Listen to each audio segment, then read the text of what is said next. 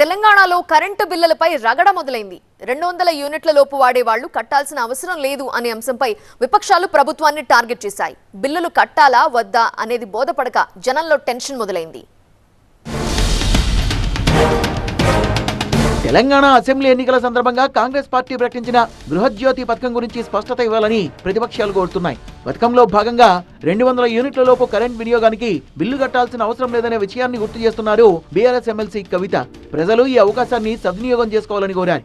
జనవరి 1వ తారీఖు నుండి 200 యూనిట్ల కన్నా తక్కువ కరెంటు వాడేటటువంటి ప్రజలెవరు కూడా నిజామాబాద్ జిల్లా అయినా తెలంగాణ వ్యాప్తంగా ఉన్న ప్రజలైనా కూడా కరెంటు బిల్లు కట్టే అవసరం లేదని చెప్పిండ్రు.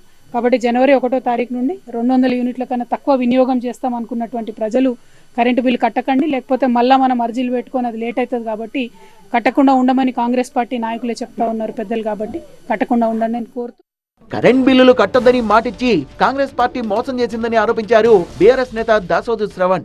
ఇకపోతే కరెంటు బిల్లే కట్టకన్నాడు పెద్ద మనిషి రేవంత్ రెడ్డి గారు, ముఖ్యమంత్రి ప్రతిపక్ష నాయకుడు హోదాలో ఉంటూ. మీరు కరెంటు బిల్లు కట్టొద్దు, నేను అధికారంలోకి వచ్చిన తర్వాత కరెంటు బిల్లు అంతా మాఫీ చేస్తా అని చెప్పని, ఇవాళ పరిస్థితి ఏందా అని చెప్పని నమ్మి కరెంటు బిల్లు కట్టకుండా ఓటేసినటువంటి ఒక పేద ప్రజలు ఇవాళ వాళ్ళ ఇళ్లలోకి వచ్చి ఫీజులు బీక్కపోయేటువంటి ఒక పరిస్థితి ఇవాళ పల్లెల్లో కనబడతా ఉంది, పట్టణాల్లో కనబడతా ఉంది.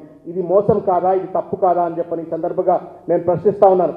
టీవీ9 బిగ్ డిబేట్ లో కాంగ్రెస్ సీనియర్ నేత పటేల్ రమేష్ రెడ్డిని ఇదే విషయంపై ప్రశ్నించారు టీవీ9 మేనేజింగ్ ఎడిటర్ రజనీకాంత్.